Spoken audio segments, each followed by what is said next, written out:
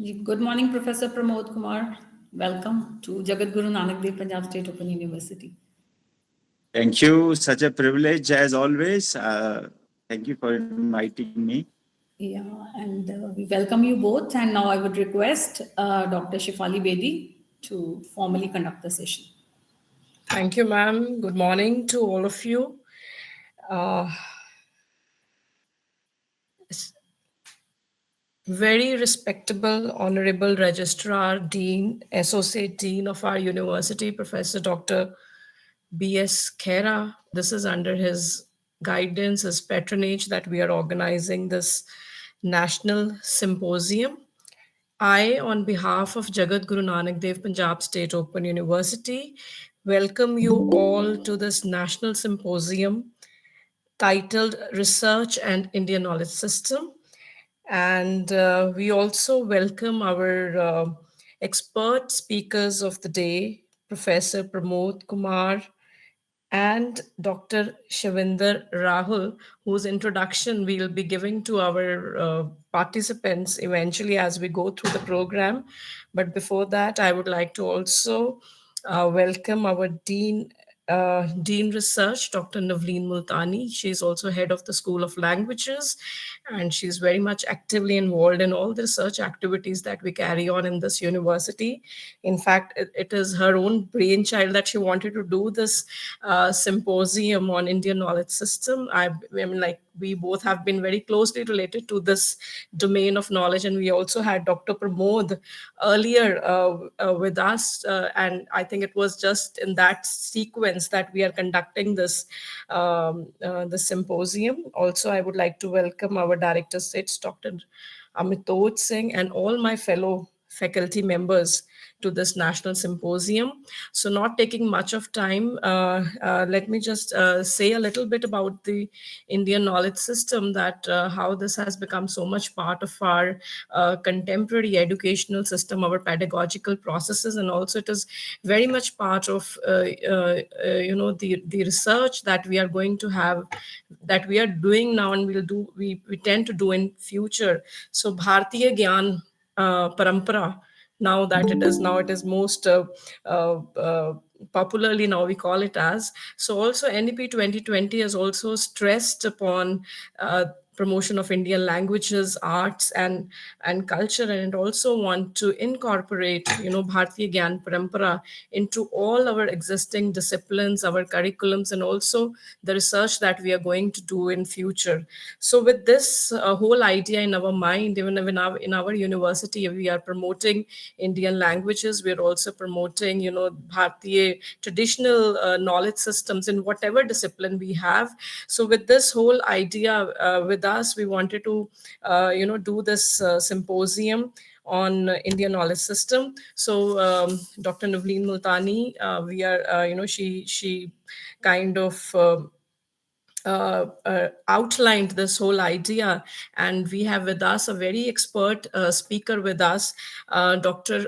Pramod Kumar Mehra, and he was there earlier for a special lecture, and we were very much enlightened with his views. And so I would like to give a formal introduction to our expert speaker, Professor Dr. Pramod Kumar Mehra. He's a distinguished professor of English at Indira Gandhi National Open University, New Delhi, known for his pioneering contribution to open and distance education. He's an accomplished scholar and author and has penned 6 influential books spanning literature, criticism, translation, and Indian knowledge system. He's a dedicated mentor to PhD scholars. He's fostering fresh interpretations and groundbreaking ideas in English studies. His extensive research work is widely published in national and international journals, reflecting his commitment to advancing literary and cultural scholarship.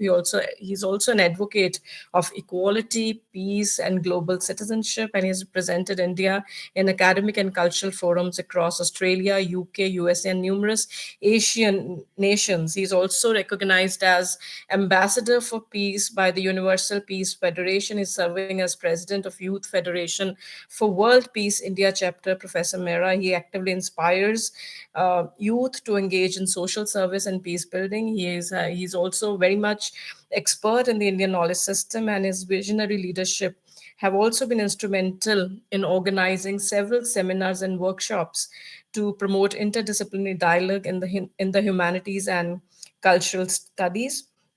And also, his work continues to bridge the past and present, empowering future generation through education and transformating power of knowledge. So we are very delighted, we are very happy to have you here, and we are eagerly waiting to listen to you, to your views about research and Indian knowledge system. So not taking much time, I would like to request Professor Pramod Kumar Mehra to kindly deliver his expert talk.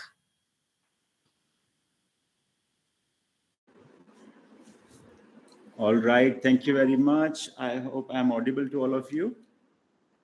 Yes, sir, you're audible.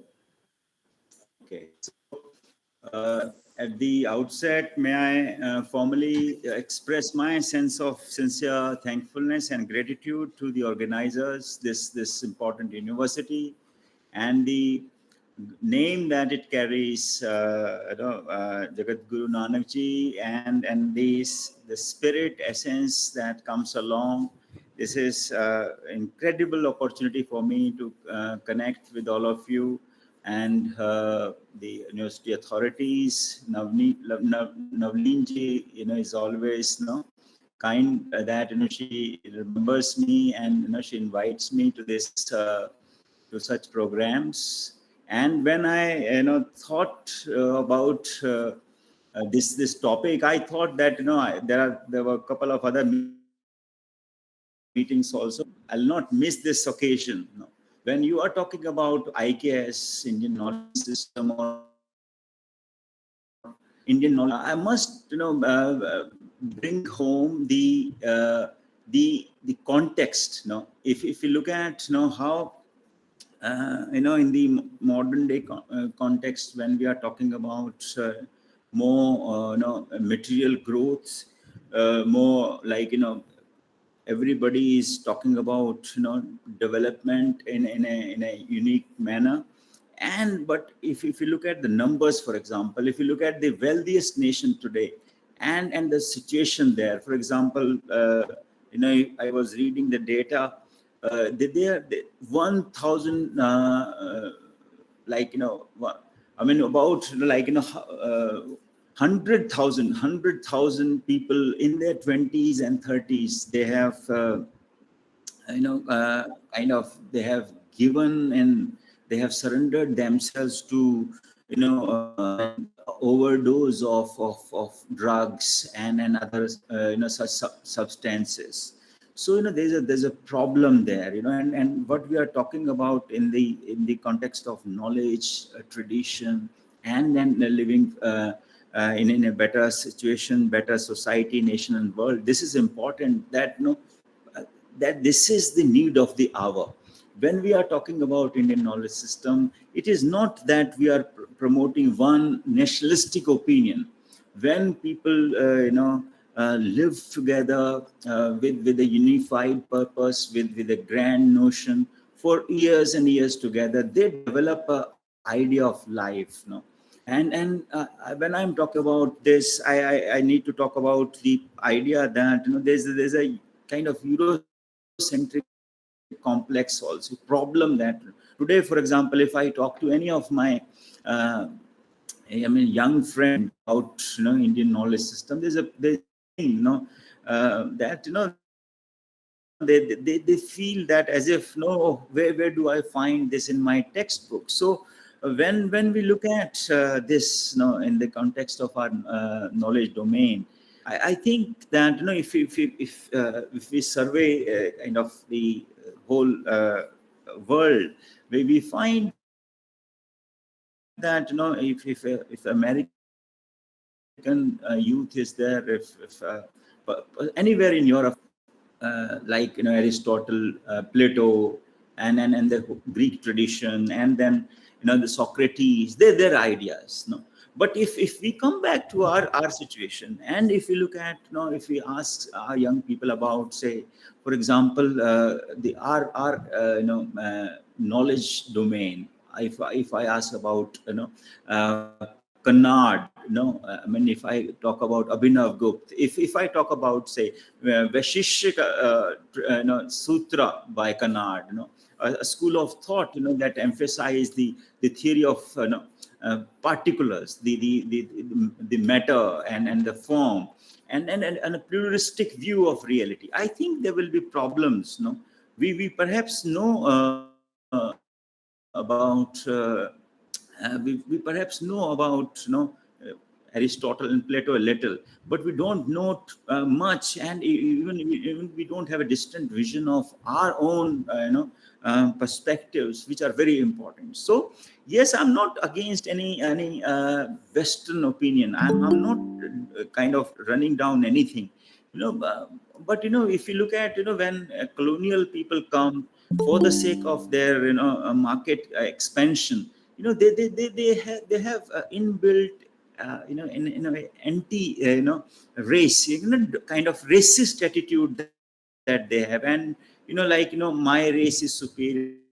What they will do, the kind of knowledge domain that they will bring up will be like, white people are, they represent knowledge, they represent, all goodness and best situation. But and every other race, for example, like India, they represent all unscientific, and in a way, like, just we can look at how Macaulay represented or misrepresented the Indian situation.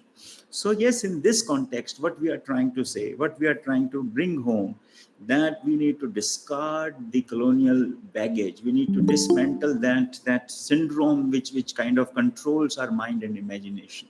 If you look at, like, in a way, like, like what got, like, if I begin with like a couple of shlokas from the Indian context, what represents, for example, we are right from, like, at the core, right, in the center of is like the idea of Vasudhaiv Kutumbakam, and Vasudhaiv Kutumbakam, that shloka that we have, that verse in the Rig Veda, like, talks about, this thing, that how one world is a family. No parochialism, no regionalism, no racism, no kind of nothing that binds, nothing that separates us in the name of caste, class, race, ethnicity. But again, like, the looking at everything as one family. So you're like, Ayam Nijam Paro Veti Ganna Laguchet Sam. Like, if I give you the full shloka, which is like, I mean, it's not that, oh, it's just a kind of just a, just a route map. Like, it's just like, one phrase. It's not that. But if you read the whole shloka, you find that there is a, kind of recipe of how we will achieve that, how we will, kind of accomplish the idea of Vasudhaiv Kutumbakam. Ayam Nijam Paro Veti Ganna Laguchet Sam Udar Charitarnam Ta Vasudhaiv Kutumbakam. So, like, like, it's basically to narrow-minded people, there is no concept of mine and not mine. But to those the whole world is one family. So, like, this is something very important, that, like, with narrow vision, with kind of, I, me, myself attitude, with the, like, these days we find, in the social sciences and humanities background, we find that, oh yes, there is this rise of the individual, where I don't have anything to do with anybody else. The society at the macro level, the world, universe at a macro level. No, there's this disconnect. I think that, this me, I, mine, myself, this kind of thing has to go away, and we need to kind of bring about, a broad mind, as comprehensive as possible. That is the way forward, I think. And, like, when we talk about, another shloka, for example, Ano Bhadra kratvo yantu vishvata, like which says, let noble thoughts come to me from all directions. Like, no, it's not that, Indian knowledge system is just like, one regional formation. I'm basically arguing that the historical construct that we have, great saints, comprehensive, very high pedestal, and then there's a framing which has gone on. So like I'm saying that, like when we are talking about ano bhadra kratvo yantu vishwata, I think this when the idea is capturing the essence of free flow of ideas and knowledge for the betterment of society, conveys the idea that good and noble thoughts should come to us from all directions, from all corners of the universe. And like, again, reinforcing my point that when 100,000 people, they just find a nihilistic exit from this world, they have kids, they have families, and then they kind of go to that extent, because this material, this world guided by material kind of blind pursuit is causing problems. So like, again, I think we have to look at this thing, and to kind of further reinforce the context, I'm also saying that there is a crisis in modern science, and you look at ways that we can view this crisis, particularly in the understanding of consciousness and cosmology, how a traditional Indian perspective can offer insights to these issues. I'm talking about, like, like how we can integrate education to this, how we can bring our Indian knowledge in close harmony with like university syllabus, and how we can introduce courses in the history of Indian science and Indian Ayurveda, and in medical schools along with Western curriculum. This is we need to kind of come to a holistic approach in this direction, so that we can, like, we can combine this traditional knowledge with modern scientific understanding to encourage French creativity and deeper understanding among our students. So yes, like when I'm talking about this thing, I think everybody is talking about modern, in the modern sense.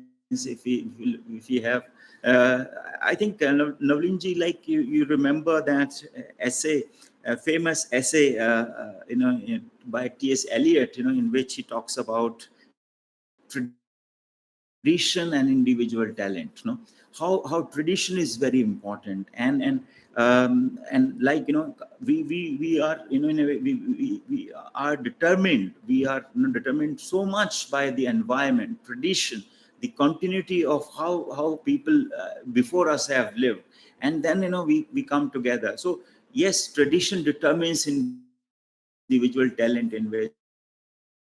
So yes, I mean, if you look at in the modern context, now everyone in the context of millennium development goals, which are now called sustainable development goals, there's a problem. And like, they feel that the problems that are being created by science and technology, and can be solved by science and technology. I think this just like there's a word making rounds every time, which is like sustainability, and sometimes I feel really amazed, like perhaps we don't know, we don't understand the word sustainability, and like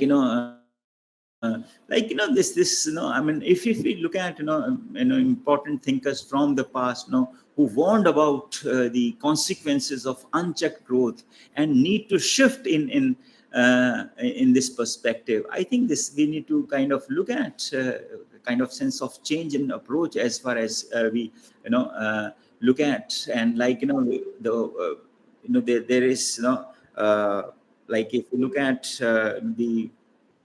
the idea of consumerism, the idea of consumerism as embedded in capitalism, where you find that, oh, consuming is more important, as if it is the as it is the kind of central message of life. on the other hand, when we look at our situation, it's about struggle, sacrifice, and kind of living for the sake of others. We have a unique idea of as to what is family, what is faith, what is freedom, what is what is the role of an individual in the context of the situation at large. I think that when we are talking about this, in this important symposium, this has to go, this message has to go, that there is a need for a spiritual and cultural transformation.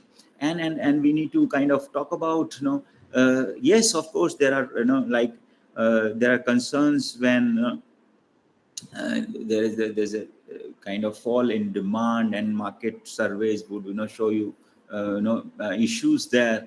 But I think that among other problems that we talk about, even climate change, even lack of or kind of decreasing biodiversity, I think that there are other issues, and those issues kind of are more about more about selfishness, greed, apathy, and like rather than other scientific or technological challenges. I'm saying, I'm reminded of Sri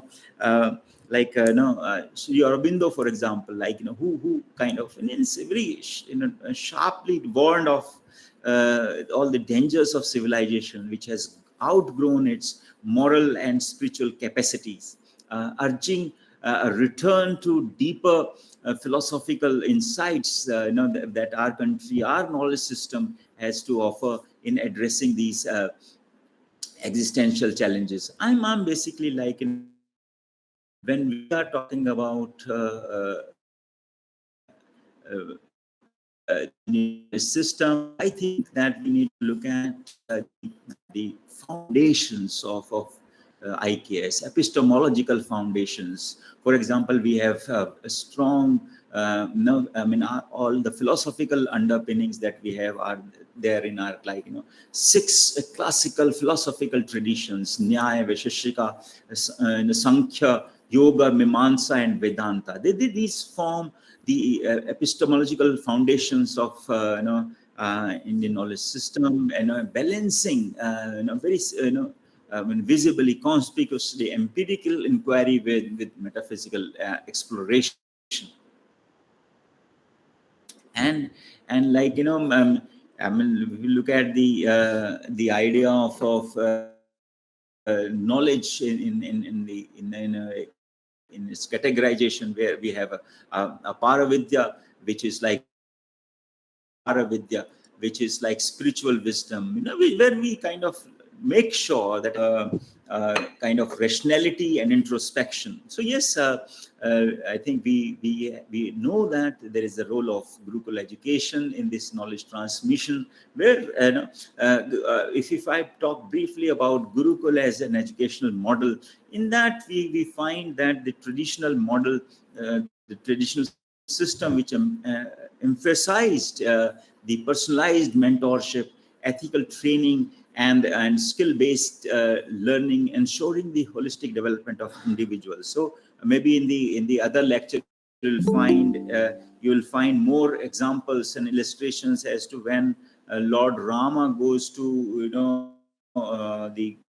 his guru and stays with in the Gurukul, and the way the absorption of skill-based learning that takes place during that time. Gurus, learners kind of gaining immersive, kind of not hands-on but immersive experience-based knowledge through structured oral traditions, and kind of nurturing not just academic kind of ideas, but kind of discipline, adaptability, and kind of self-reliance. And the kind of resilience that comes through that passage is very significant. I think that that is very relevant in 21st century, where we can kind of rely and bank upon that idea of experiential approach, and the practical training and collaborative learning. Like, if I thought that, in the modern day context, when we are talking about national education policy 2020, I think that, we need to I'll highlight a couple of points as far as, IKS and NEP 2020 kind of come together. And we find that which promotes integrating IKS with education, with holistic and interdisciplinary curriculum, which bridges traditional and knowledge systems. And we have, like, now institutions like incorporating this and into diversities and kind of other knowledge systems and applications also. So besides those, six schools that I talked about, we'll have, Guru Nanak, we have Kabir, Redas, and that very important, very, in a way, very highly universalistic knowledge domain that we have. I think in the sense, in the context of policies, for example, IKS in higher education, this encourages the development of courses in philosophy, Ayurveda, linguistic studies, and academia. So, like, if I may give you a sense of, say, Nyaya and logic, reasoning, debate structures, and systematic argumentations, which does not, like, looks parallel to Aristotelian logic in the Western tradition, but it goes above that. No, so yes, it emphasizes hetu. Hetu is like causal reasoning, and vyapti, for example, invariable association, which form the foundation of a rationalistic discourse, coupled with factors like scientific reasoning and legal argumentation. So yes, there are sound reasons as to why Nyaya logic underpins contemporary legal frameworks and scientific analysis. Like, you must have seen this recent development where you have Bharatiya Nyaya Sanhita.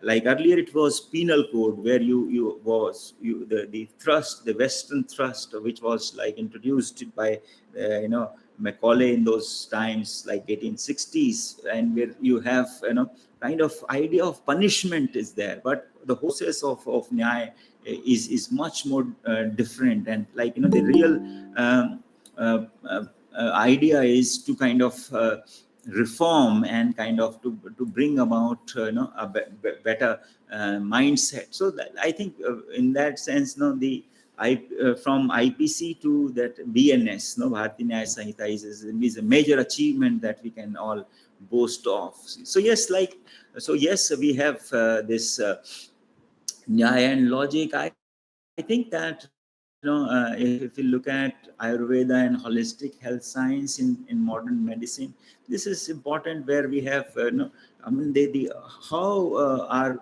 medical philosophers, they have now studied human anatomy.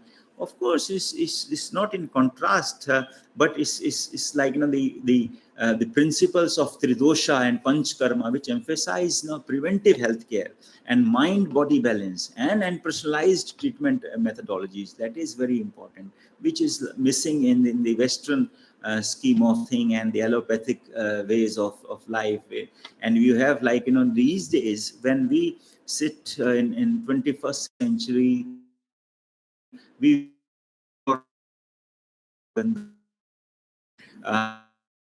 their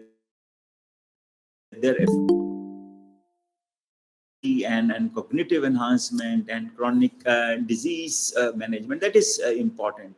And I think that, in every domain, if you look at, like, it's not Nyaya and medicine. Like, if you look at in India's linguistic contribution, and in leadership, in fact, where you have Panini's grammar and computational linguistics. So, like, if it's like, that Ashtadhyay, 8 chapters and 32 sub lessons and sutras, like what we talk about, like, Indian knowledge system is about sutra methods, active, tangible, very important, easy to imbibe messages. So, like, you have Ashtadhyayi, which influences in a big way modern computational linguistics and syntactical and analysis. So, like, I think that, what we people are talking about in a big way, natural language processing, NLP.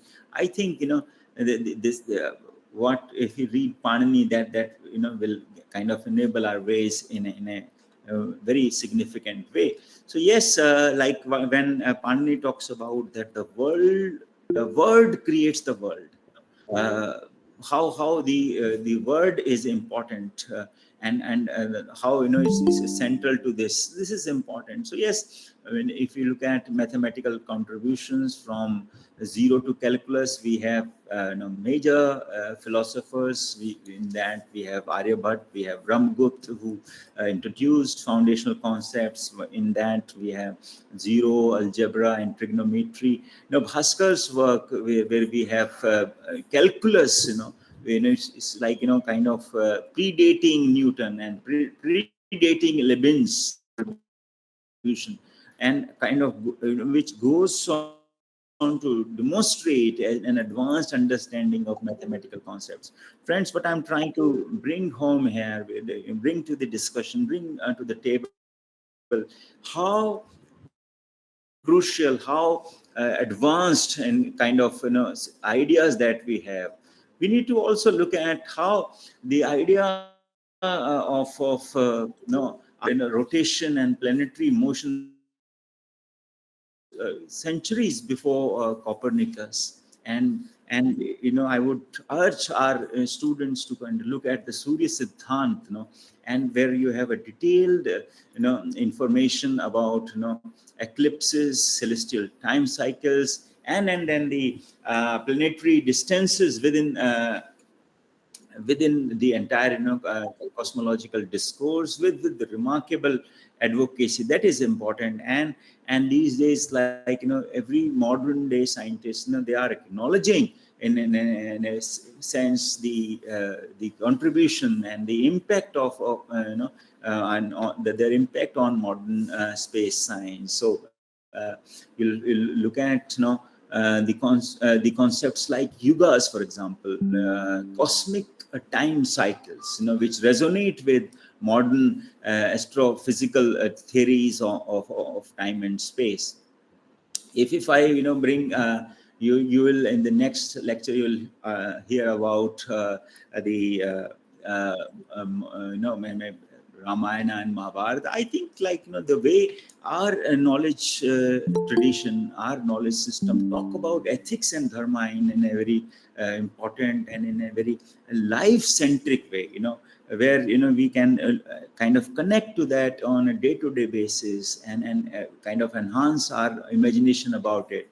So, like, we have the Bhagavad Gita, Manusmriti, Upanishads, where we have complete orientation into what is dharma, for example, what is duty, what constitutes righteousness, what do we understand of ethical decision making. So, yes, this is very important. And these days, we understand something. Oh, ethics is about some external kind of code of conduct, something that we can put up on the walls and then ask everybody else to follow that. I think in the Indian scheme of things, Indian knowledge tradition that we have is more about self-discipline, self-regulation, Swaraj, for example, what Gandhi talks about, and truthfulness, and are kind of at a micro level, what is our societal responsibility. I think it's very important in the context of modern debate on ethics. All societies are in a way suffering because of on this account. And disciplining of mind is very complex, So yes, our ethical principles in that we have, like, in BNS, Bharat Nyaya Sanhita, the way we talk about Indian jurisprudence, we talk about governance, and we talk about business ethic, that is important. When we look at, for example, the way we look at karma, for example, where we have moral accountability, and then the sustainable development initiatives. You remember that I began with the idea of, how in a way hazy we are about the concept of sustainability, without self-discipline, without self-containment, without, in a way, kind of, control, complete in annihilation also, in that sense, of our ego. That is important, and that defines our ideas of karma and our idea of ethics. When we are talking about sustainability and environment, this is, something, I think that, uh, these days we are, very much about, like, organic, culture, organic food. I think when when we look back, we find that we have a very formidable tradition of sacred groves, rainwater harvesting, and organic farming, like, deeply, like, I mean, of, like, in harmony with kind of, sustainable resource use, conservation, and ecological balance. I'm of the opinion that, I'm not, like, I'm basically, putting this strongly, that Indian environmental policies, and they draw from increasingly, like, relevant indigenous conservation strategies, and promoting eco-consciousness development. And like, if you look at the role of yoga and meditation in and the modern day life, we have, like, uh, the, scientific research these days support, this idea of how yoga, in a way, helps in reducing stress, improves our mental clarity, and in a way, builds up strongly the psychological resilience that we have. So yeah, like, when we talk about in the modern day neuroscience and healthcare, how we can, integrate cognitive behavioral therapy and mindfulness based interventions, that will be important. And yoga techniques to treat anxiety, depression, and what is called PTSD. So that is, I'm if I may take this forward and talk about, how, in a way, in a broader spectrum, we have talked about ethics, we have talked about health, we have talked about language and linguistics, we have talked about yoga, and if we talk about management and leadership, for example, how we, can imbibe certain very important keys, to solve the puzzle, that will be, like, Kautilya's Arthashastra and governance, where we have very strategic kind of understanding into what is the role of state.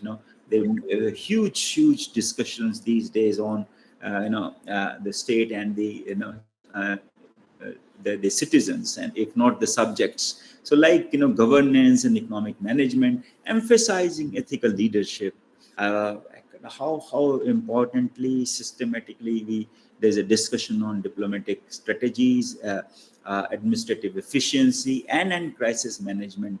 That is important, and I think it will be very important if we bring those approaches in our, when we are developing courses across our, university disciplines, about corporate leadership, about conflict resolution and public administration. There is every possibility that will be able to benefit from these principles on organizational efficiency. So yes, and when I'm talking about management, it's important that we talk about our indigenous knowledge, and then agriculture, and kind of looking at the traditional practices on in terms of sustainability. So yes, if you look at innovations that we have seen in the past regarding crop rotation, mixed cropping, and organic fertilizers, we find that we can look at those have worked to ensure the in a ways soil fertility. Go to your guru's place and you learn and you devote yourself, yes, of course, you are going to learn the skills very quickly. And those students, master students or undergraduate students, those who have joined here, they may take this as a note. Guru Greh Gaye, Padhan Raghurai, Alpakal Vidya Sampai. Anyway, so any lecture that starts, it must start with the invocation. And I will start with an invocation to the Almighty, to the God, in another manner with a poetic shairi, I will say. Miraj Faizabadi, one of the noted shair from Faizabad, he has said, once I read it many years ago. So he said कि जिंदगी दी है तो जीने का हुनर भी देना, जिंदगी दी है तो जीने का हुनर भी देना, पाँव बख्शे हैं तो तौफीके सफर भी देना. तौफीके सफर means the gift of walking.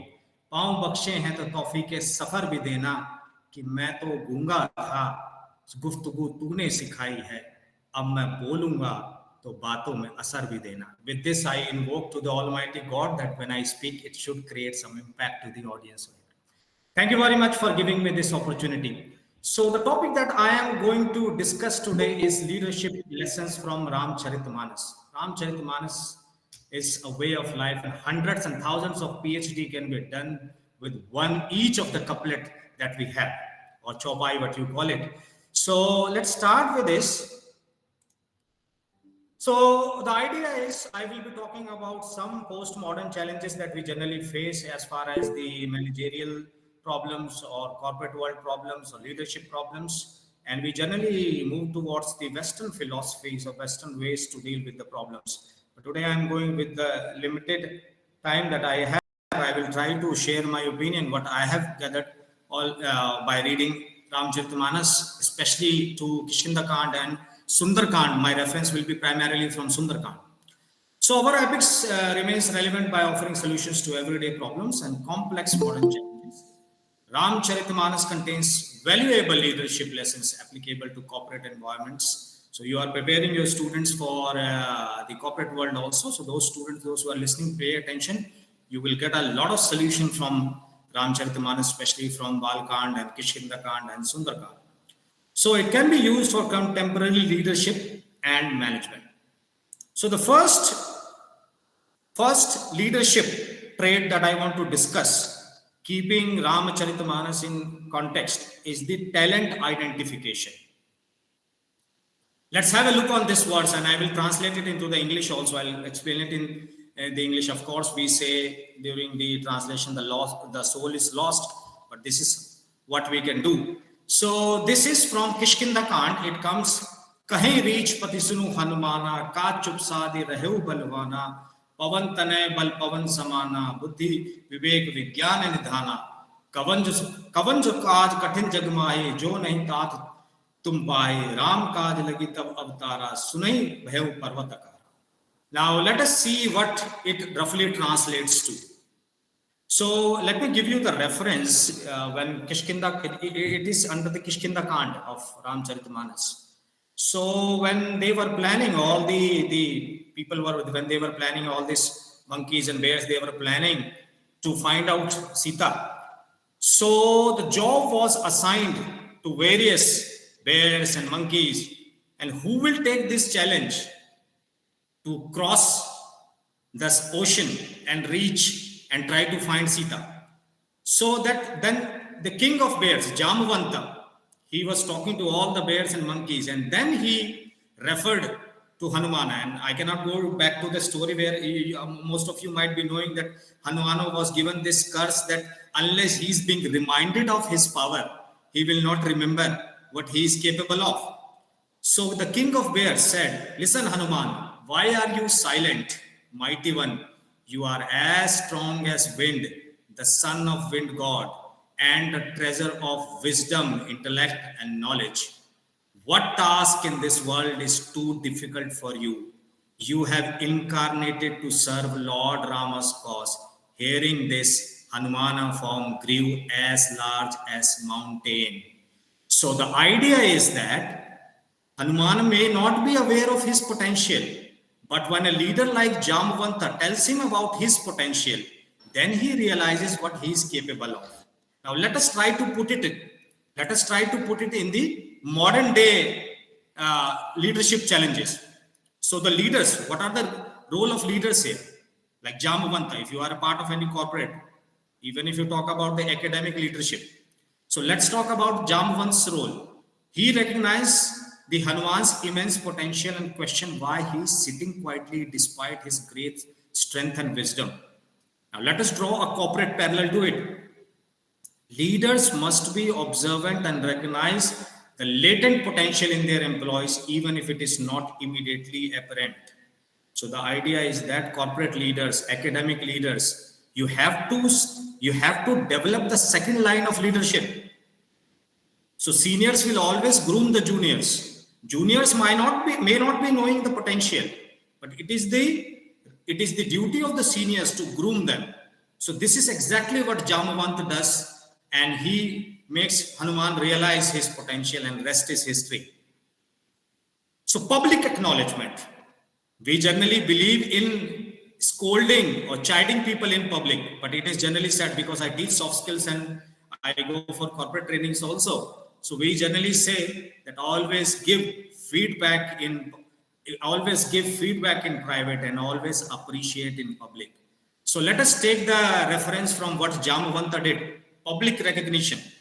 So Jamavant's recognition of Hanuman's potential is public and transparent, and further affirming his ability. So Jamavanta is praising Hanuman and talking about his latent potential in front of all the bears, all the monkeys. Corporate parallel.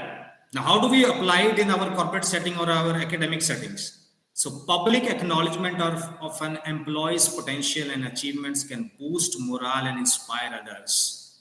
This is the problem that most of my friends and colleagues will agree here, that the leaders generally don't believe in appreciating the juniors or those who are maybe sometimes their subordinates in public. And this is the research says this is because of this problem, because they do not get any kind of motivation or morale boosting. That is the reason the participation is very less. So we can learn this lesson, what Jamavanta did to Hanumana, and we can apply in the modern day corporate setting, academic setting, that we must appreciate our juniors, our peers, those who are doing something well. So let us move ahead.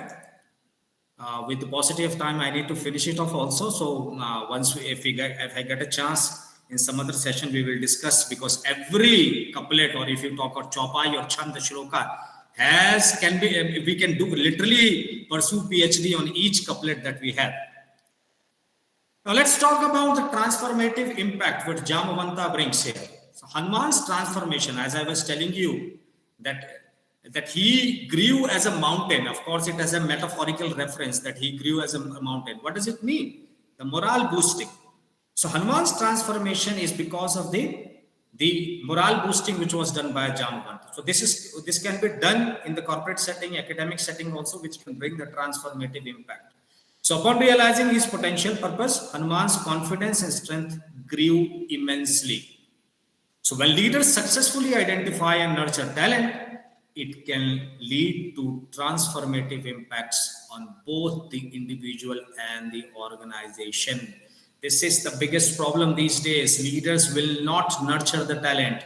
So we need leaders like Jamavanta, those who can nurture the talent like of Hanumana, Angad, or other young talents. So transformative impact can also be learned from, if you analyze Ramcharitamanas, especially the Kishkinda Kand, and now we are moving towards from Kishkinda Kand to Sundarkand.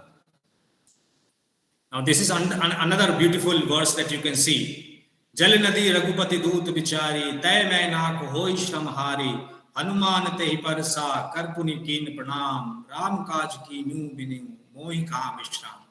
Let me translate it for the larger audience, because we have a lot of participants from southern India also. So it roughly translates, when the job was assigned to Hanumana, that you are the only person you are the only individual who can cross the river, the ocean, and reach to the Lanka, or you can find Sita.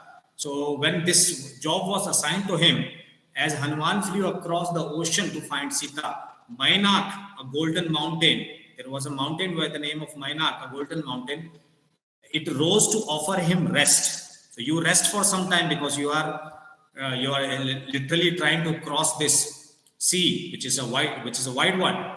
So despite the kind gesture, Hanuman was devoted to Lord Rama's mission. He respectfully declined and he prioritized his task over comfort. He continues his journey with unwavering determination and focus. And that is the reason he said, Ram Kajuki knew, Ram Kajuki ne binu mohi kaha bichtam. How can I rest without completing the task of Sri Rama which has been assigned to me? So what is the modern day lesson? Focus. When you have been assigned some work, there will be a lot of distraction. You may get a temptation. We have a literature students here, so you must be knowing about Dr. Foster's temptation, or you talk about the 7 deadly sins which has been mentioned in Bible. So temptation, what Dr. Foster did. So you have to get rid of the temptation. So Mainak was giving the temptation that you must rest. But Hanuman had the selfless devotion, and that is the reason he says that I cannot rest without completing the task. So Hanuman's commitment to serving the Lord Ramas was absolute. He prioritized the work above his personal needs or comfort. The second trait that we observe through this particular verse is that single-minded focus. So when I'm doing something, my focus should be laser sharp. Despite the opportunity to rest, he chose that his mission. He gave the priority to his mission. His sense of duty overshadowed any temptation to take a break. You must have seen a lot of people when they are given some task, they take a lot of break to complete one task. Okay, break is also required, but if you keep on taking the break, when will you finish the work? And respect and humility. Mind you, you must notice this fact also, that Hanuman was quite respectful to Mainak mountain, Mainak Parvat, Mainak mountain, that you have offered me, thank you very much, you offered me. He declined the offer, but he did it with great humility and respect, showing his gracious character even in the face of distraction. So people may offer you, they may try to distract you, they may offer you something, but you, even if you have to decline, you have to decline it with humility and respect. When in soft skills classes I generally teach, there is something known as service no. When you are calling somebody no, you are not saying it outrightly, you are saying you use the term service no. So you are saying no with great humility and respect. So these are some key takeaways from particular verse that I discussed with you. Now let us draw the corporate parallel. How do we apply it in the modern day settings? So recognition of the potential, we have already discussed about it, that how Jamavanta recognized the potential. And gods also sent Mainak to test Hanuman's strength and determination. Basically, Mainak was given this task by the gods. Go and test whether Hanuman will be able to cross the ocean, whether he will be able to undertake the task or not. So Hanuman passed the test with flying colors, encouragement and support. So providing support and encouragement like Mainak offering rest can help individuals feel valued and motivated. So whether you accept the support or not, that's a different thing that will be decided by the person who is undertaking. But as a leader, it is your duty that you offer encouragement and support to your juniors, to the youngsters, those who are undertaking an important task. And third one comes from the Hanuman's perspective. The leaders, and of course from the leaders' perspective also, focus on mission. Leaders should inspire their teams to stay focused on their goals and missions, prioritizing the organization's objective over personal comfort. This is what we just observed through that verse from Sundarkand, that how Hanuman chooses his determination, his goal over his personal comfort. Now let us move ahead and talk about adaptability and strategic thinking, insights from Hanuman's Lanka expedition. So everybody knows about the fact that in Sundarkand is basically the fifth canto, or you can say the fifth chapter of Ramcharitamanas, in which, and this is considered as to be the most prominent of all the cantos that we have. And in this particular, it talks about leadership, it talks about determination, it talks about teamwork and whatnot. We must have such sessions in under the garb of this Indian knowledge system, and we must go through this, the entire Ramcharitamanas or Bhagavad Gita, in which we can apply all these, the teachings that we get from them in our modern day problems and the corporate solutions, corporate problems that we face. So let us talk about another verse. Now, another verse, when Hanuman has almost reached the Lanka, which is the modern day Sri Lanka, there is one more verse in Sundarkand which comes like this. Pur rakhware dekhi bahu, kapi man kin vichar, ati lagu roop dharo nisi, nagar karau paisa. Let me translate it in English for the larger audience. So when Hanuman reaches Lanka, he is mesmerized, because Lanka was considered as to be the golden, it is made of gold, Sone ki Lanka, they call it. So what Hanuman thought, because Lanka was being ruled by the almighty, mightiest king, Ravana, and Ravana was controlling all the devas and asuras, and he was like a kind of dictator. So Hanuman made himself tiny to enter Lanka unseen. So if you read Ramcharitamanas, it goes like this: Masak samana rupa dhari. Masak means insect. So Hanuman makes himself so tiny that he cannot be seen by the guards. And why did he do this? He did this to avoid, because many guards were at the city gates of Lanka. Now, how does it help us? What lesson do we get from this? This smart decision shows how he could adapt to the solve problem. So sometimes, what are the key takeaways? Sometimes we need to make our strategy in such a manner that we will have to take 2 steps backwards to move 5 steps forward. Generally, people say for cheetah, okay, what cheetah does, he takes 2 steps backwards to climb 5 or 6 steps forward. So Hanuman decided that the strength, the size, or the stature, physique that I have, I may not be able to enter into Lanka because I will be seen by the guards. So what he does, he is adapting himself to the given adverse situations. So he changes his form to suit the situation and demonstrates his adaptability and resourcefulness. So what is the lesson here? That every time your my way or highway approach will not work. You will have to be adaptable and flexible while dealing. Leaders have to be adaptable and flexible. Then comes second point, strategic thinking. And Hanuman's decision to enter the city at night in small form shows his strategic thinking and planning. So he chooses the night time to enter, and that too in a tiny form. So that, what is this? Now, strategic thinking and planning. I generally tell my learners and students, plan your work and work your plan. Plan your work and work your plan, and you will see the impact. So leaders must apply the strategic thinking, keeping the words that I told you in mind from Sundarkand. The third one is focus on mission, which Hanuman is also showing here. Hanuman's primary focus was on completing the mission, and he was willing to adapt his approach to achieve the goal.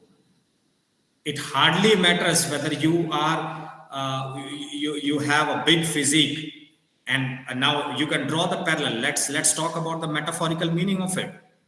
So if you have a status and sometimes you want to get the work done, you may have to step down also. There is no harm to adapt to the given time and particular moment to deliver the best of the best results. So these are some of the key takeaways from this verse of Sundarkanda. How do we apply it in corporates? Adaptability leadership. I have already talked about it. Leaders should be adaptable and willing to change their approach based on the situation. Most of the leaders are not flexible and they believe in my way or highway approach. But if the leaders are flexible, the way Hanuman was flexible, then yes, you will see the wonders. Then strategic planning, we have already talked about it. So in order to get the work done, leaders have to think strategically and plan their action to ensure success. They consider the environment and potential obstacles, adjusting their strategies accordingly. So Hanuman was a strategic planner. He thought the gods will see me. So in order to avoid that obstacle, he chose the night time. And mission focus. Be focused and make necessary adjustment to plan and achieve the goal. I repeat, plan your work and work your plan. Plan your work and work your plan. This is the lesson from this particular verse. Let us move ahead. Leadership and governance lessons from Sundarkand. This is one of the most favorite verse, I would say, and it has been, it must be taught to all the teachers, leaders, managers, students, everyone. And this happens in the Ravana's court. Okay, and if you read Ramcharitmanas and especially Sundarkand, you will come across Sachiv Ved Guru Teen Jo Priya Bolai Bhai As Raj Dharm Tan Teen Kare Hoi Begahi Nash. It is from Sundarkand Ramcharitmanas. Let me explain it. So let me explain it in Hindi and then I will explain it in the English also. So Goswami जी कहते हैं, Goswami Tulsidas says, मंत्री, वैद्य और गुरु ये तीन अति भय या लाभ की आशा से हित की बात ना कहकर प्रिय बोलते हैं. That means they are doing the flattery, sycophancy. तो क्रमशः राज्य, शरीर और धर्म, इन तीनों का नाश बहुत जल्दी हो जाता है. Let me explain it in English also. When ministers, Sachiv, you can draw the parallel of ministers from the educational leaders, administrative leaders. We have Professor Multani as Dean Research also. We have Vice Chancellors, we have Registrars, we have Professors, Head of the Departments.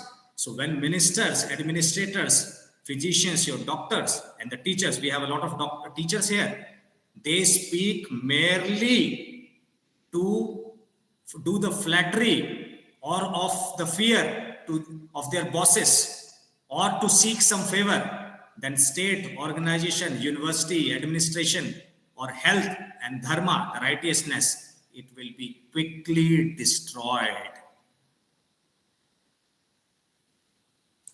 I repeat, Sachiv Ved Guru Teen Jo Priya Bolai Bhayas Raj Dharm Tan Teen Kari Hoi Beghi Nash. That means ministers, physicians, teachers, administrators, doctors, teachers, if they speak only to please the bosses, flattery, fear, expectation, to get some favor, then the organization, health and dharma, the righteousness will be doomed quickly. One can do the PhD on this particular verse. Now, what are the leadership insights that we get from it? The simplicity of this insight, it literally amazes us. Even today, the success of any organization, it rests on getting honest input from advisors, domain experts, and mentors. And leaders must encourage truthfulness, integrity in feedback to ensure the well-being and success of this organization. Let me give you one reference of this particular. So what happens? Actually, Ravana asked his ministers. Ravana asked his ministers that what should I do? And ministers had no courage to speak the truth in front of Ravana, because Ravana was a kind of dictator. So in order to please him, when he asked the opinion from his ministers or Sachiv, or you can say advisors, they all gave him the advice which was not in his favor.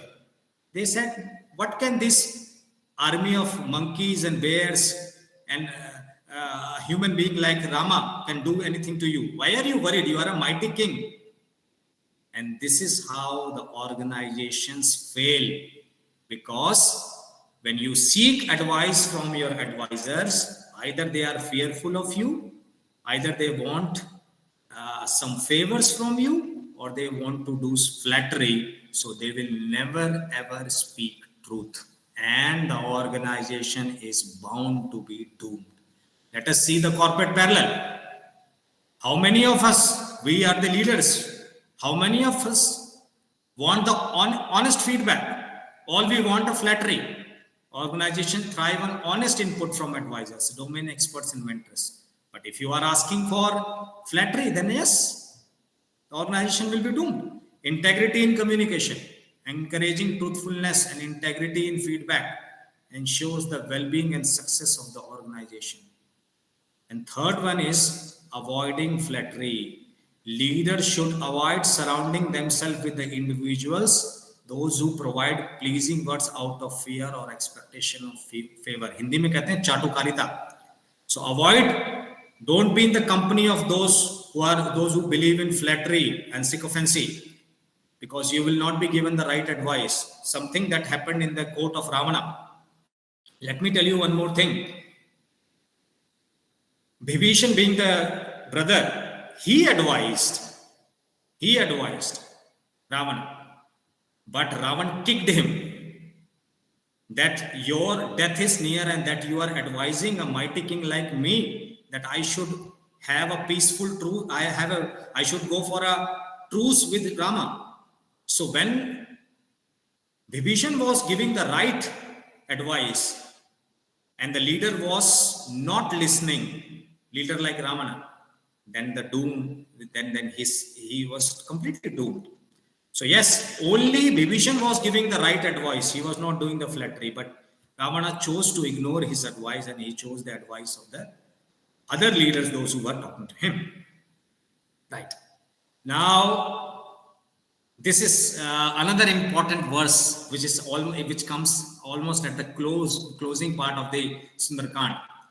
The verse goes like this: Mamata ratsan gyan kahani, atilo bisat birati bakhani, krodai sam kamai harikatha, usar bij baye faljatha. Let me explain it, what it means. Now, this is also a leadership principle, my friends. Speaking knowledge to one who is absorbed in attachments, preaching detachment to an extremely greedy person, and teaching self-control to an angry person, or telling divine tales to a lustful person, it is exactly like sowing seeds in the barren land. When you sow seeds in the barren land, do you get anything out of it? No. So when you are speaking knowledge to a person who is absorbed in attachment, so the leaders must understand this thing also. ज्ञान हमको किसको देना है? कुपात्र को विद्या नहीं दी जाती है. When whom we should train, whom we should groom, and whom should we discuss the knowledge. Now let's understand. Let's see another corporate parallel to this. Understand the readiness. How do we apply this particular verse in the academic setting, universities or corporate, as a leader? Understanding the readiness. Leaders must recognize the readiness and receptiveness of their team members before imparting knowledge or guidance. So you cannot groom them right from day. You cannot give them all the lessons on day one. Make them prepare when they are ready to take the lessons. So leaders must focus on readiness and receptiveness of the team members also. Otherwise, whatever you will do, it will go futile. It will go waste because they are not ready to listen. Then comes the effective communication. Now you tailor your communication and training to the individual's current state of mindset to be effective. Have you seen somebody who is too much into attachments? You give thousands of lectures to those people, they will not be moved. This is what it has been said in this. Mamata ratsan gyan kahani. That means somebody who is too much into the worldly pleasures and too much attached. If you talk about the detachment, if you talk about this, they will not listen to you because they are bound by too much of attachments. Okay. So you will have to understand the mindset of your juniors when you are acting like a leader, to give the effective communication, to understand the state of mind. Otherwise, it will go futile. It will have no impact. And third one, if you are as a leader, if you have analyzed that my time is not yielding any benefits, then there, it is always good. People generally say that never give up. No, I don't believe in this philosophy. If your efforts are not yielding the right results, desired results, apply your energy and efforts to somewhere else. So investing time and resource in individuals, those who are not ready to change or learn, can be unproductive or counterproductive. Why not focus on those who are willing to learn, those who are open? So leaders must, in corporate setting, academic setting, अब होता है ना, आप लोगों ने सुना होगा that I need to crack the I have to crack the UPSC, I have to crack the UPSC. Not everybody is meant for that. If your efforts are not giving you the desired results, why don't you change your path a little and go do something productive? Because not every effort will yield you the desired results. So you may have to change your strategy. You may have to change your communication strategy. And you will have to understand whether you are ready for this or not. So leaders must apply these philosophies in order to groom the juniors, in order to nurture the second line of leadership. So this was about some of the verses. I had so many other verses, but we have the paucity of time, so I'll have to stop here. I just want to give a framework, keeping all those verses that I discussed from Balakand from Kishkinda Kand to Sundar Kand, the Ramcharitmanas. Let us apply this framework as far as leadership is concerned. So as a leader, you should identify the potential leaders to experienced mentors. Like Jamwant acknowledged, you should also acknowledge the leadership qualities publicly, where Jamwant acknowledged the latent potential of Hanumana. Then assign the job to a person who is good at it. So the way Hanuman was given the job to go to the Lanka and search for Sita, so only Hanuman could do this, because Angad said, let me tell you one more thing. In Kishkinda Kand, when he was talking, when he was giving to the reference, Jamwant, he was talking to all so Angad, he said, I can go, but I have a doubt whether I will be able to return or not. Then he speaks to Hanuman that Hanumana, you have this power. You are the Pavan Putra. That means you are the son of this air god, Pavan Putra. You can cross easily this wide ocean and you can come back also. So assign the job who is competent enough to do the mission. Then develop self-confidence to progressive challenges, the way Hanuman took the progressive challenges.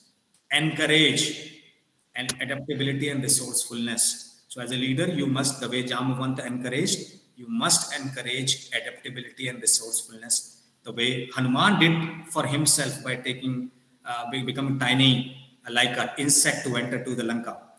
And keep reinforcing yourself.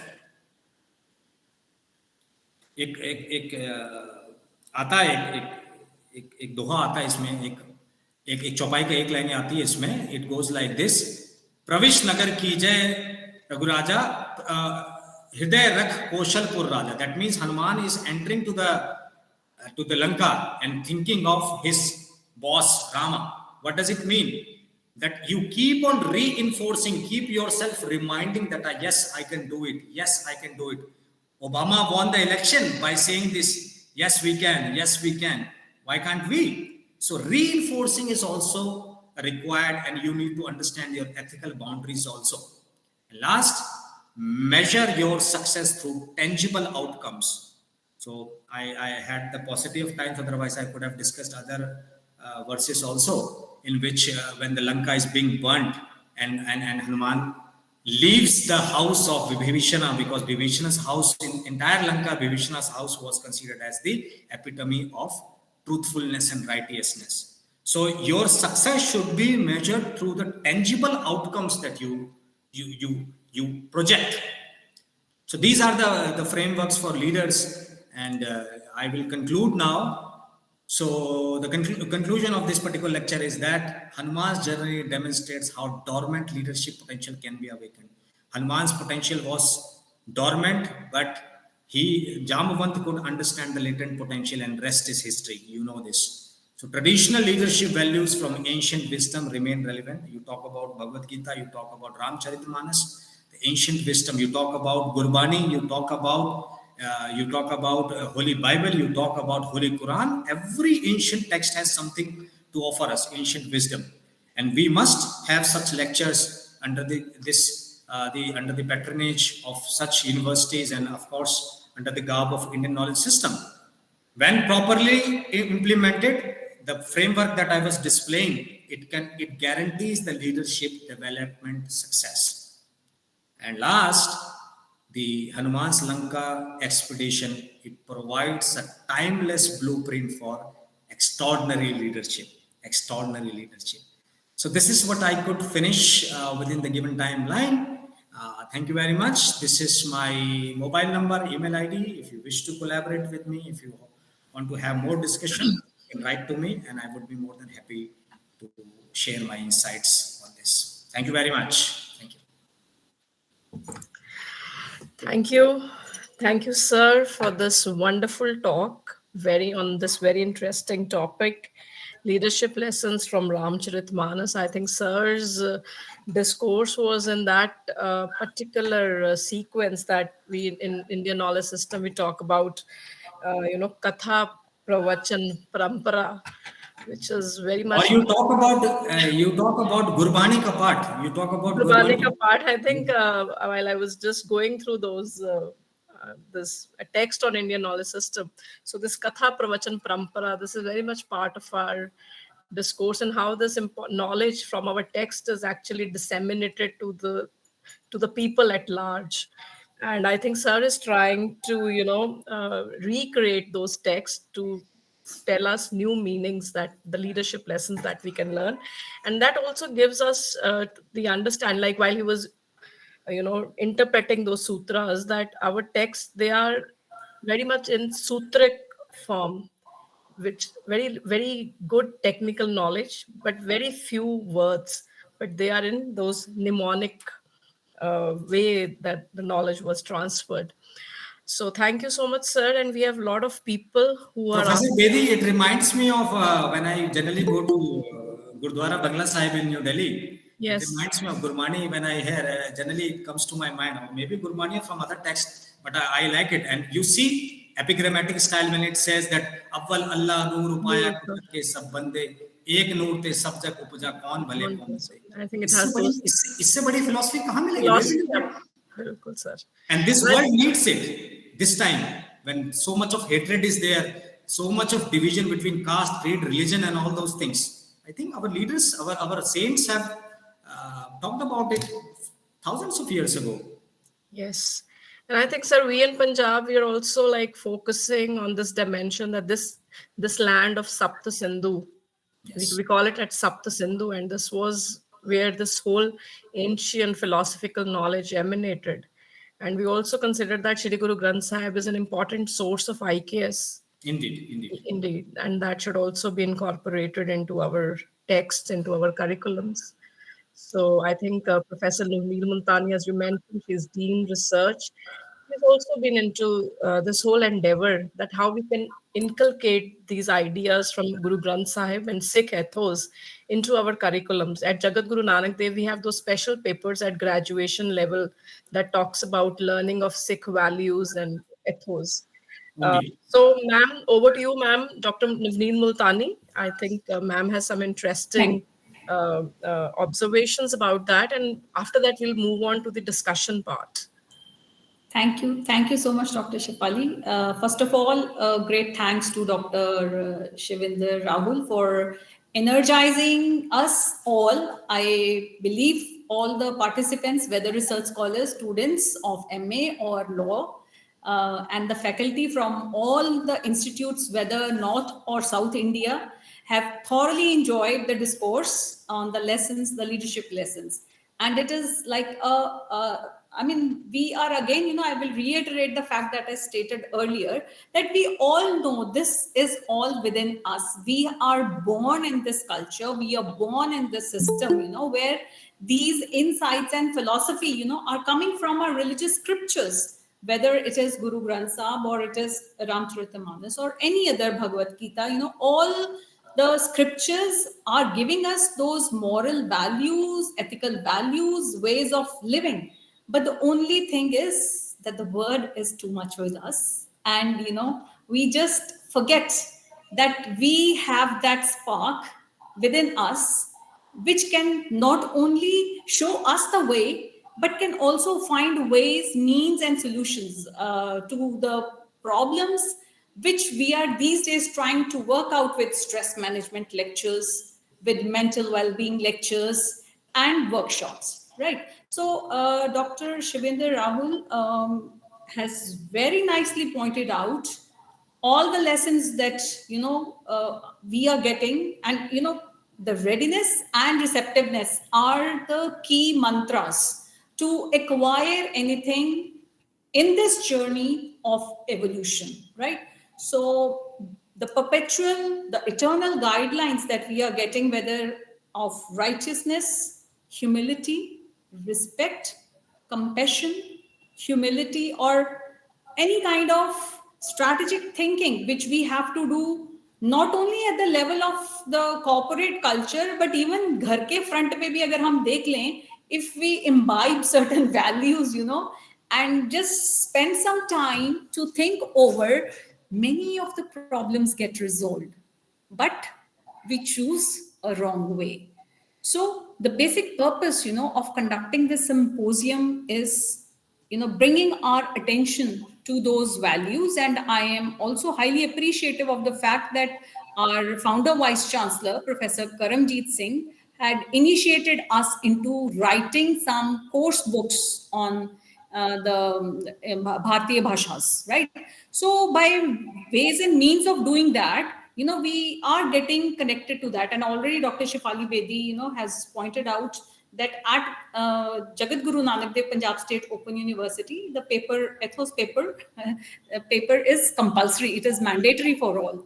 So whether they like it or not, they have to learn it.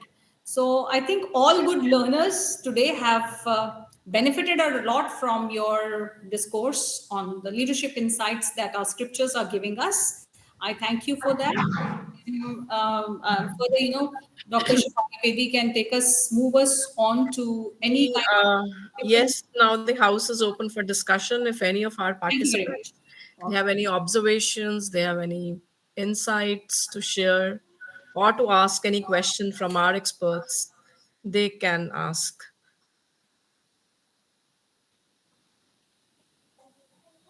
I think there was one in our message box that they want. One is that they want the presentation of Dr. Rahul. So, sir, if you could share your presentations, we'll further share this presentation with our participants. And somebody was asking to talk about language and linguistics. I think that was addressed to Professor Mehra. And that was addressed to Professor Mehra. Dr. Rahul, you can just put this up on ResearchGate. It will be available for all. This is very interesting,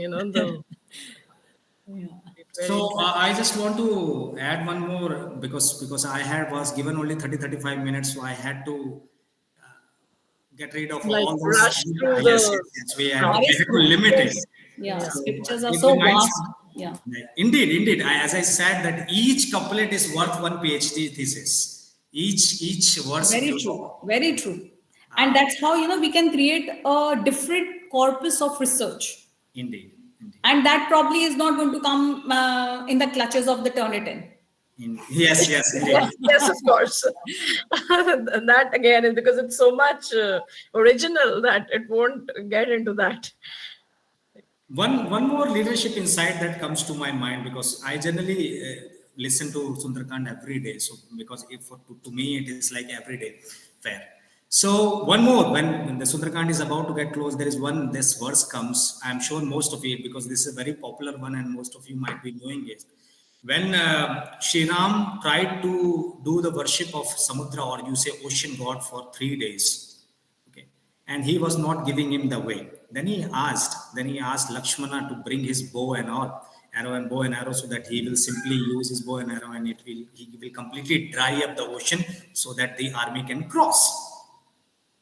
So one comes, I'll explain the context also. It goes like this. Vinay na mane jaladi jad, Vinay na mane jaladi jad, gaye teen din beat, bole Ram sakop taba, bhai binu hoye na preet. Now let me tell you one practical, and those who have read this Machiavelli by the Prince by Machiavelli, you must be knowing when he talks about how to take care of the kingdom. Now see what Ram is considered. Sri Ram is considered as the Maryada Purushottam, and once he says, those who do not understand the language of love, there is no point in going down in front of them and always say pray in front of them and you become humble in front of them. He says, Jaladhi Vinay namane Jaladi Jada. That means the ocean is behaving like static one. They are not listening, because Rama was praying for him for last 3 days.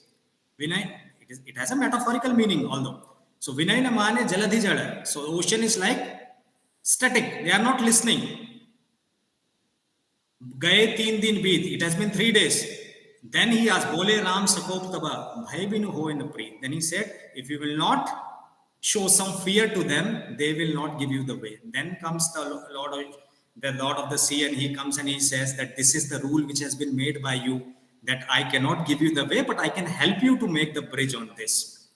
Anyway, it was just, there was a philosophical message in that. So the bottom line is that leaders, I am not saying that leaders should always be very humble, we should always be very polite, because people will take you for granted then.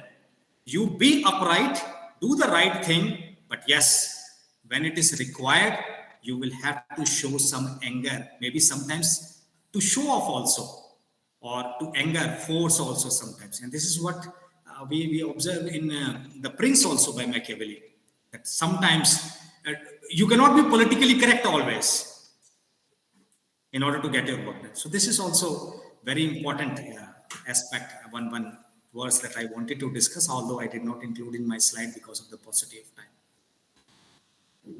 Yeah, that's so nice and wonderful. Any of the faculty members connecting from north, south, east, west of India, or from Jagadguru Nanak Dev Punjab State Open University, any observations if they wish to make too?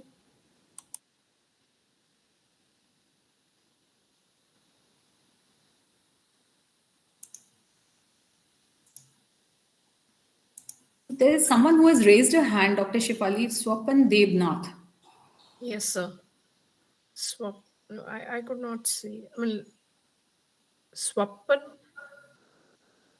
Sir, if you have any question or any observation, you can unmute yourself.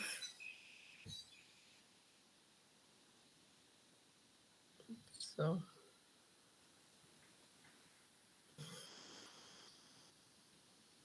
I think he raised his hand 5-10 minutes ago. Yeah, that's true. That's true. Maybe it's like either the touch device he might be using, Yes. right? Yes. Yeah, if it is a question, he can come up with that. Okay. Yeah, but okay. Okay, thank you. Okay, Shrikant Ganduri is in the class. Thank you. Since for it is taking- yeah. since it is a working day, so a lot of the professors. Yes. I also adjusted my lecture. I have to take the I lecture know. now. Thank you for all that. Mr. Mohanjit, do we have the IKS PDF which you can share with everyone? We are coming up with an international conference on Indian knowledge systems. I think I have already shared a few. We will be sharing. The dates are to be finalized, but yes, the call for papers is already open. So we will be inviting papers for that, and I would take this opportunity, to address you all that yes, kindly contribute towards the conference. We will share the details in the coming month. Manjeet, is the PDF Ma'am, ready with yes, you? yes.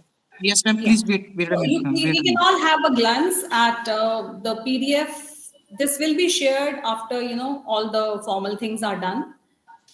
We have yet to finalize the resource persons and other people. This is going to be on hybrid mode.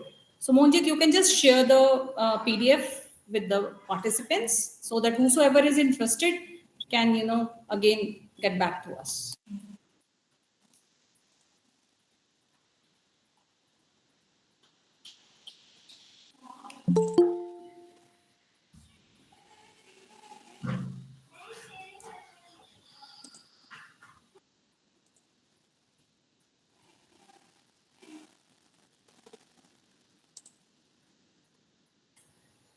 And yes, the registered participants will definitely get their certificates, say in 3 to 4 weeks. We will try to do earlier, but minimum of 3 weeks. Please do give us that much of time.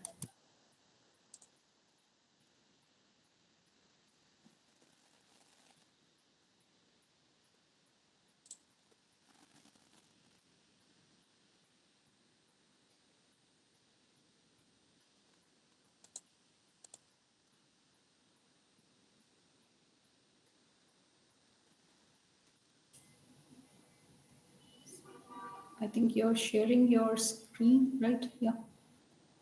I hope it is visible to all. This is going to be a 3-day multidisciplinary international conference from 6 to 8 of May. It's not visible. It's not visible? No, ma'am. Okay. Yes. Now it's visible. Yeah, it's visible. Yeah, it's visible. Thank you for confirming that. So you can just move it to the timeline. You can just move to the timeline, Monjit.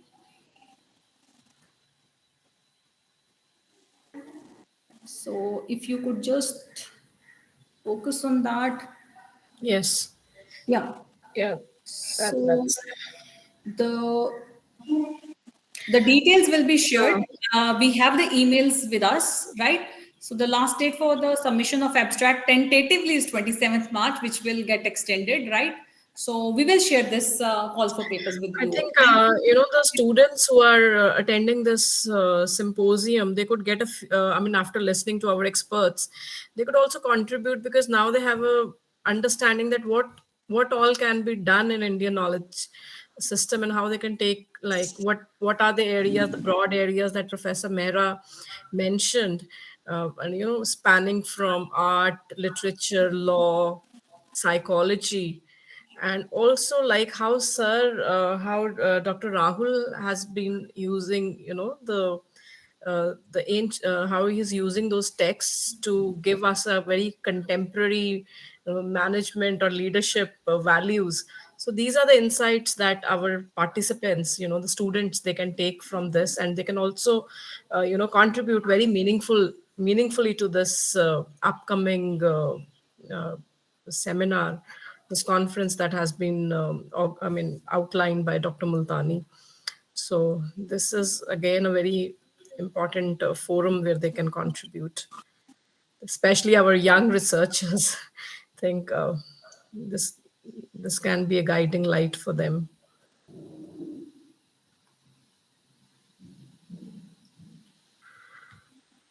So if we have no questions, ma'am, let us move. Now I would like to request Dr. Navleen Multani to kindly deliver a formal vote of thanks. Thank you, Dr. Shefali Bedi. Uh, on behalf of Jagat Guru Nanak Dev Punjab State Open University Patiala and the Research and Development Cell of the university, I take this opportunity to thank our resource persons, Professor Pramod Kumar Mehra, Research Coordinator, IGNU, and Dr. Shivinder Rahul, Head Department of Humanities from Maharashtra National Law University, for having spared their time, and especially when it's a working day and the working hours, and you have to adjust your classes to the resources you're having. One is caught in a meeting, the other one, had to make some kind of adjustments. Thank you so very much. We thoroughly, enjoyed listening to you, and it was. I hope all the research scholars and the faculty members who attended the whole session will benefit from that. I also am grateful to all the faculty members, despite their busy schedule and working day. I'll just name a few, please, keeping in view the time that we have.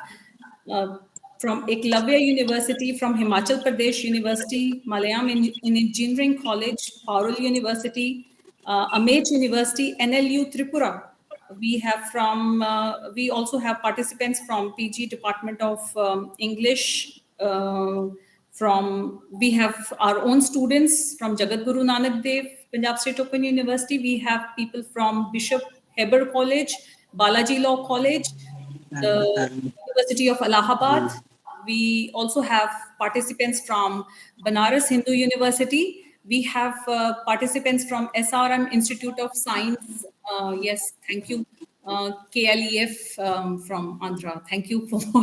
I'm grateful to all. Maybe I might have missed a few because the list is very long. Thank you so very much for having, sure that you attended this symposium. We're grateful to you. And we hope that in future also you would be a part of any kind of research activities that we undertake in the coming months.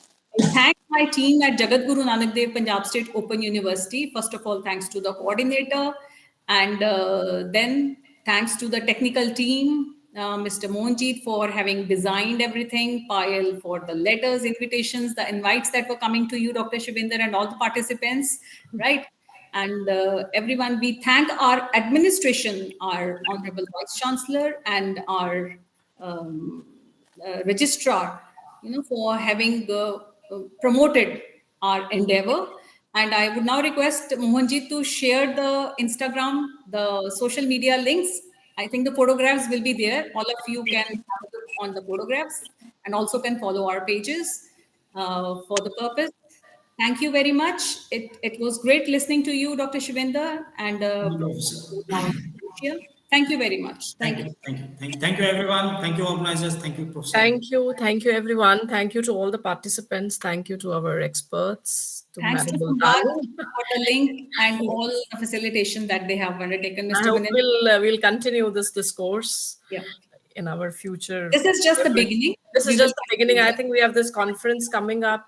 This was a kind of a little bit of work that we have been doing in this direction. And we really hope that we'll have more contributions coming from the young researchers, on this very pertinent theme of Indian knowledge system.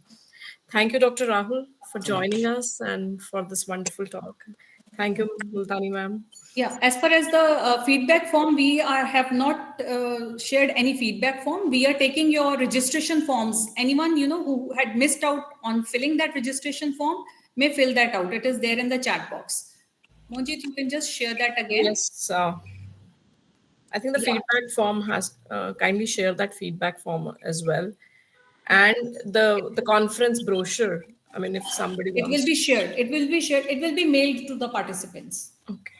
Thank you very much. Thank you. Have a lovely day ahead.